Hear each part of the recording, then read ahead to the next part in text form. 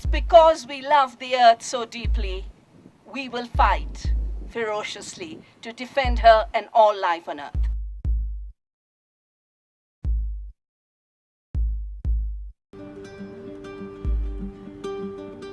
J'ai décidé de m'engager dans les forces de vie de la semence.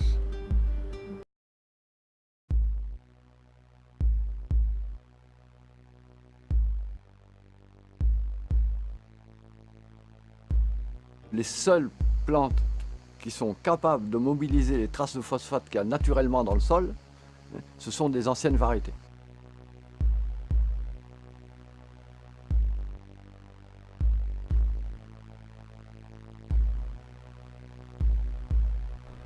La semence a cessé d'être quelque chose qui a été géré par le paysan, qui était géré au niveau des communautés villageoises. Les gens faisaient leurs semences, ils géraient ça entre eux.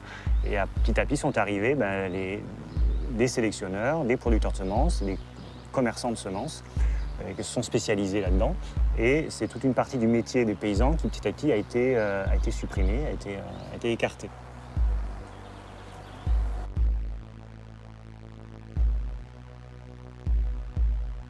Moi, je dirais qu'il y a une certaine satisfaction de pouvoir travailler sa matière.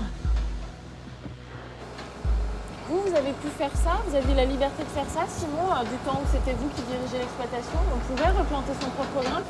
Mais on ne savait pas du tout ce que... Il n'y avait pas le choix. On ne savait pas ce qu'on faisait, en fin de compte, on achetait de la semence de maïs, point. Ouais. De toute façon, vous n'aviez que ça, il n'y avait pas de semence population à traîner dans les greniers. Non. Mais parce que la prise de conscience s'est faite plus tard. Enfin, à mon avis. Hein. Oui. La prise de conscience s'est faite plus tard. C'était comme ça, ça suivait son cours. Et je crois qu'en plus, l'avènement des OGM nous a fait un certain nombre d'entre nous réfléchir. Avant, on ne se posait pas non plus la question. De plus près, oui, c'est vrai. On ne se posait pas non plus la question. Mais il y a quelque chose de fort quand même là-dedans, parce que on fait la nique un peu aux semenciers quand même. Hein? Là, Monsanto, il doit pas rire quand il va voir ça, il va pas rigoler, quoi. Il va se dire, tiens, encore un qui a trouvé la faille.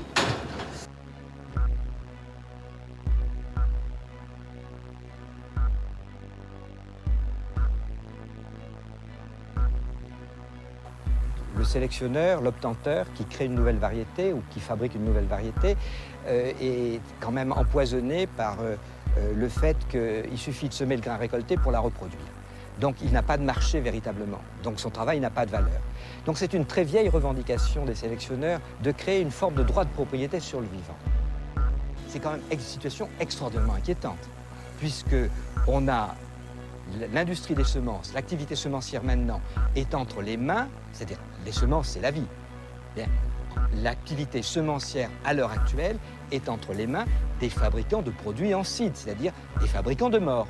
Je sais très bien qu'on va voir sur le dos les fabricants d'agrotoxiques qui, eux, ils ont la main sur le cœur et ils disent notre but c'est de nourrir la planète. Mais le but du système, c'est pas encore une fois de nourrir l'humanité, ils s'en foutent. Le but c'est de faire des profits, quel que soit le coût pour l'humanité.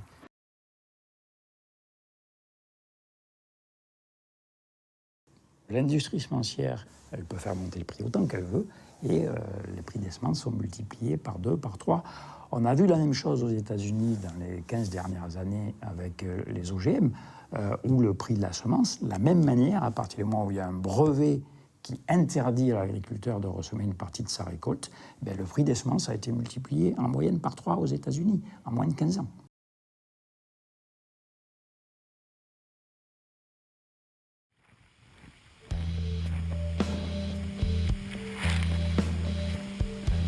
Alors, qui sont les industriels qui contrôlent le marché des graines? Nous avons contacté les 5 géants de la semence. Monsanto et DuPont Pioneer aux États-Unis, en France Limagrain, Syngenta en Suisse et Bayer en Allemagne. La plupart d'entre elles viennent de l'industrie chimique. Certaines se sont distinguées pendant la guerre. Bayer est issue d'IG Farben, l'entreprise qui fabriquait le Zyklon B pour les nazis, utilisé dans les chambres à gaz. Monsanto, c'était l'agent orange, répandu dans la jungle pendant la guerre du Vietnam pour anéantir l'ennemi. Des produits qui seront recyclés en pesticides pour l'agriculture industrielle.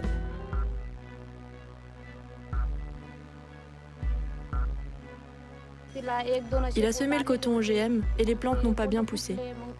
Il n'y avait que 1 ou 2 capsules par plante. Et lorsqu'elles se sont ouvertes, je n'ai pas pu extraire beaucoup de coton. On aurait dû récolter entre 4 et 500 kilos de coton. C'est ce que j'espérais en tout cas, mais ça ne s'est pas passé comme prévu. D'où vient la nourriture? Qui nourrit le monde? 72% de notre alimentation est produite par des petites fermes. Ce sont les chiffres de la FAO. Cette loi sur les graines voudrait détruire 72% de l'alimentation et affamer les peuples. Si le monde était redessiné par une loi de cet acabit, il n'y aurait plus de nourriture. La loi européenne s'inspire du modèle français. Chaque graine vendue dans l'Union européenne devra d'abord avoir été inscrite dans un catalogue européen. Mais faut-il la faire évoluer la société dans l'évolution de l'homme, dans l'indépendance de l'homme, mais pas dans la dépendance. Et moi, si je vous dis ça, c'est parce que j'ai compris que j'étais comme ça, avec mon ammonitrate et mes désherbants, mes fongicides, mes insecticides. J'étais comme ça, j'étais lié. Il faut donc nous libérer. Et c'est ça, la société de demain. C'est qui est déjà en place. Aujourd'hui, pour moi, elle est déjà en place. Vous savez comment elle est en place? Parce que tout simplement, déjà, moi, j'y crois. Et la société, c'est qui? C'est d'abord nous, c'est pas les autres, c'est nous. Et la société de base, c'est nous individuellement.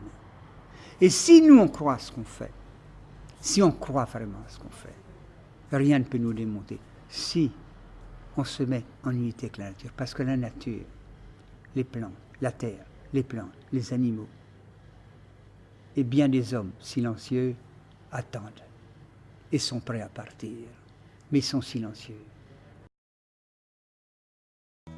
This is a very, very ancient wheat called Mundi Pisi. C'est un blé très ancien qu'on appelle le Mundi, As old as farming.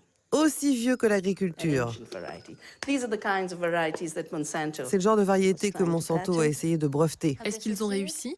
We fought them. Nous les avons combattus et nous avons gagné. Ils ont retiré leur brevet. Alors maintenant, ils votent de nouvelles lois qui imposent l'uniformité à travers l'inscription obligatoire dans un catalogue. Et l'affaire Cocopelli a amené cette question dans l'agenda politique de manière très claire. Nous devons écrire des lois positives tout en résistant aux lois négatives. En Inde, nous avons réussi à introduire dans la loi la notion de droit des fermiers, leur droit à conserver, échanger, améliorer, vendre leurs graines, un droit inaliénable. Nous avons besoin du même texte en Europe. Est-ce que j'aurai le temps de le faire?